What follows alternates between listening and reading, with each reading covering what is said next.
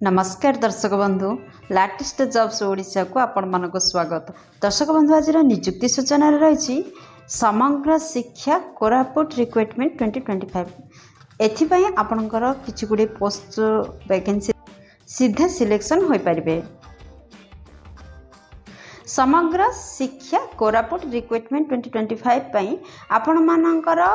जो सब वैकेंसीज प्रकाश पाई warden accountant part time teacher पाई पोस्ट आपन जदि इंटरेस्टेड अछंती ताहले निहाती भाबरे आवेदन करंतु। तो आवेदन करिया पाई हेले इलिजिबिलिटी क्राइटेरिया कौन रहिबो चलंतु देखिनमा। दर्शक बंधु वीडियो रु आपण माने पाइबे जे एथिपाई शिक्षागत योग्यता कौन रहिछि, आपणकर बयस सीमा कौन, वैकेंसी डिटेल्स केते रहिछि, टोटल पोस्ट केते कौन रहिछि, एप्लिकेशन फी अछि कि नाही, प्लेस ऑफ पोस्टिंग केउठी रहिबो, इंपोर्टेंट डॉक्यूमेंट कौन कौन आवश्यक हेबो, इंपोर्टेंट डेट कौन आउ किपरि आपण केउ एड्रेस रे एहा को ऑफलाइन रे आवेदन करिवे। ऑल डिटेल्स चलंत देखिनेबा वीडियो रु। दर्शक बंधु मु वर्तमान आपण मानु नै आसी ओडिसा एक ट्रस्टेड जॉब पोर्टल साइट को आपन जदि ए पेज रे पहुंचबा को चाहछंती ताहले आपन देखुतबा वीडियो रो तळे थिबा description box row first link रे क्लिक करंतु। आपन मान मध्ये ए पेज रे पहुंची परिबे। बेसिक इन्फॉर्मेशन रे रहिछि नेम ऑफ ऑर्गेनाइजेशन समग्र शिक्षा कोरापुट तरफ विज्ञप्ति आपन जारी होइछि। टाइप ऑफ जॉब रोची कॉन्ट्रैक्चुअल बेसिस रे आपनकर जॉबटी रहइबो माने चुक्ति भित्तिक नियुक्ति। कैटेगरी जदि कहबा ओडिशा सरकारी नियुक्ति अटे। नेम ऑफ पोस्ट देखंतु warden accountant part time teacher ए सब पदपदवी आपन जदि इंटरेस्टेड अछंती ताहाले आवेदन करि पारंती।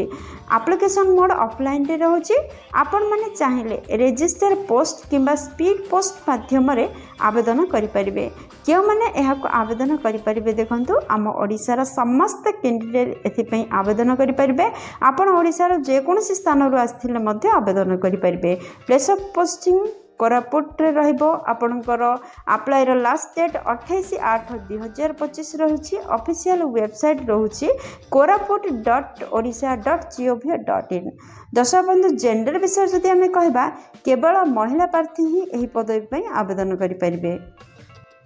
दर्शक बंधु ए पेज रे देखिनेबा एथिपाई आपनकर शिक्षागत योग्यता कौन रहिबा दरकार। विभिन्न प्रकार पोस्ट वैकेंसीज प्रकाश पाइछि। जदि वार्डन पदवी पई आवेदन करिया चाहछन्ते आपण बीए किंबा बीएससी सहित बीडी करथिले एही पदवी पई आवेदन करि परिबे। किंतु जदि आपण मानकर एही पदवी पई बीडी कैटेगरी रो कैंडिडेट न मिलंती ताहले आपण माने केवल +3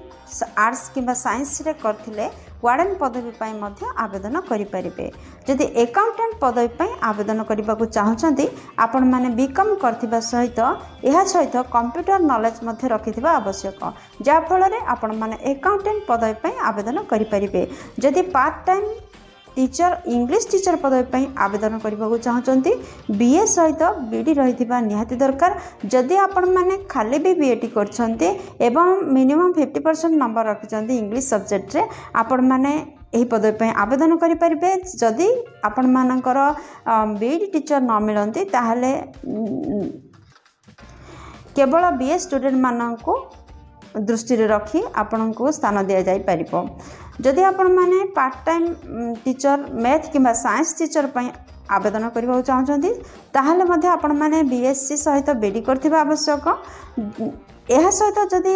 आपण माने केवल बीएससी भी करछन्ती ताहले मध्ये आवेदन करि परिबे। कारण जदि आपणकर बीएससी सहित बीडी स्टूडेंट न मिलंती ताहले केवल बीए माने बीएससी सर्टिफिकेट धारी मानक मध्य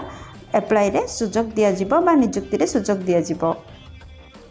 दर्शक बंधु जदि आपण part time teacher Sanskrit teacher पई आवेदन करबा को चाहछन्ती आपण बीए सहित संस्कृत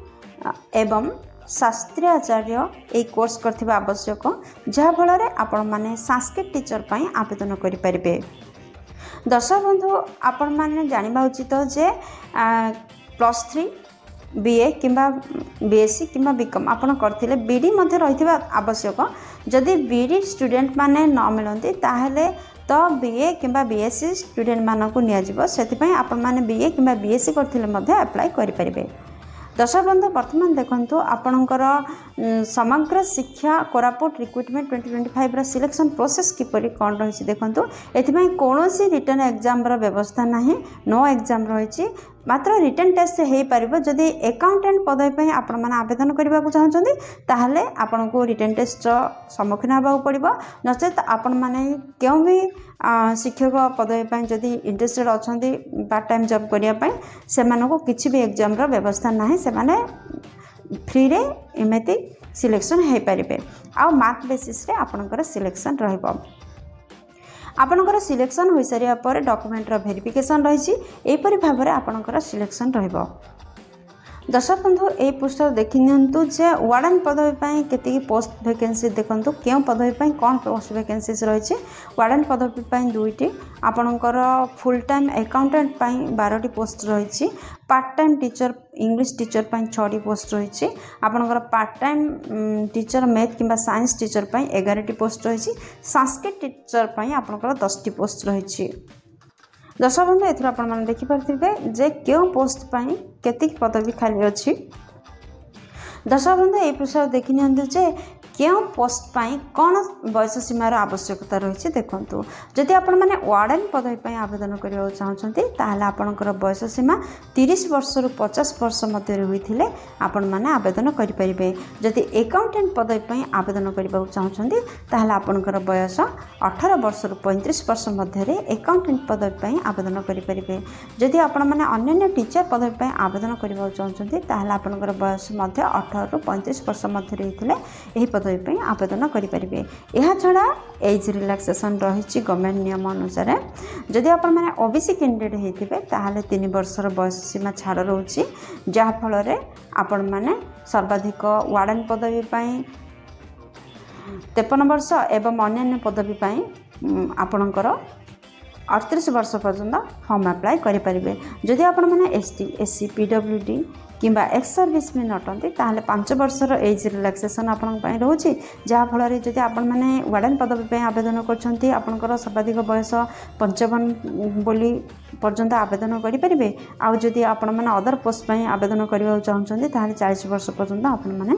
आवेदन करेंगे समग्र शिक्षा कोरापुट रिक्रुटमेंट 2025 रे इंपोर्टेंट डेट कौन रही देखूँ दर्शक बंधु यार अप्लाई स्टार्ट 28 जुलाई 2025 रही यार लास्ट डेट रही 28 अगस्त 2025 दर्शक बंधु आपण मैंने तो जानते यहाँ ऑफलाइन आवेदन करने को हम तो जदि आपण मैंने ऑफलाइन आवेदन करेंगे शीघ्र ही आवेदन करने को पड़ो ये विषय देखि नियंतु कि आपणकर एप्लिकेशन फी कौन रही देखो दर्शक बंधु general EWS OBC ST SC women कौन भी कैंडिडेट किसी भी एप्लिकेशन फी नहीं आपण मैंने समस्ते फ्री रे आवेदन करेंगे दर्शक बंधु आपण मैंने जानते हैं ऑफलाइन आवेदन करेंगे जदि ऑफलाइन आवेदन करते इंपोर्टेंट डॉक्यूमेंट कौन कौन आवश्यकता रही देखो फर्स्ट आपंकर समस्त शिक्षागत योग्यतार सर्टिफिकेट मार्कशीट आवश्यकता रही सेकेंड कास्ट सर्टिफिकेट आवश्यकता रही थर्ड रेसिडेंट सर्टिफिकेट आवश्यकता रही फोर्थ वैलिड ईमेल आईडी और मोबाइल नंबर आवश्यकता रही fifth recent passport size Fotor आवश्यक सिक्स्थ गोटे आधार कार्ड पान कार्ड कि भोट कार्ड गोटे आईडी प्रूफ जेकोसी गोटे दरकार सेवेन्थ एप्लिकेशन फॉर्म दरकार एथ जदि किसी एक्सपीरियंस अच्छी ताहले एक्सपीरियंस सर्टिफिकेटर आवश्यकता रही दर्शक बंधु यह डॉक्यूमेंट को रेडी करूँ एप्लिकेशन फॉर्म को डाउनलोड करूँ एप्लिकेशन फॉर्म को भल भाव में फिलअप करूँ एवं ये सब डॉक्यूमेंट को से अटैच करूँ एवं स्पीड पोस्ट किंबा रजिस्टर पोस्ट माध्यम सेंड करूँ दर्शक बंधु निर्धारित समय पूर्व स्पीड पोस्ट और रजिस्टर पोस्ट माध्यम ये सब आपण दरखास्त को सेंड करेंगे आड्रेस वीडियो लास्ट पाइबे क्यों आड्रेस सेंड करेंगे प्रथम देखो सालरी केते दर्शक बंधु जदि वार्डन पदवी आवेदन कर 23,292 टंका सालरी रहिबो अकाउंटेंट पदवी 15,125 टंका पार्ट टाइम इंग्लिश टीचर 8,250 टंका साइंस टीचर 8,250 टंका आपणकर मासिक दरमा रहिबो तो पोस्टल एड्रेस टी हूँ डिस्ट्रिक्ट प्रोजेक्ट कोऑर्डिनेटर समग्र शिक्षा शिक्षा सदन कलेक्टर कंपास आपणकर कोरापुट 764020 यही एड्रेस आपण मैंने सेंड करूँ दर्शक बंधु आशा कर भिडियो आप बहुत उपकार लगे जब किसी भी उपकार करें लाइक शेयर आउ चैनल टी निहाती सब्सक्राइब करूँ कहीं प्रतिदिन प्रकाश पाउथवा नुआ नुआ सरकारी नियुक्तिर नोटिफिकेशन आपण मैंने प्रथम पाइपर।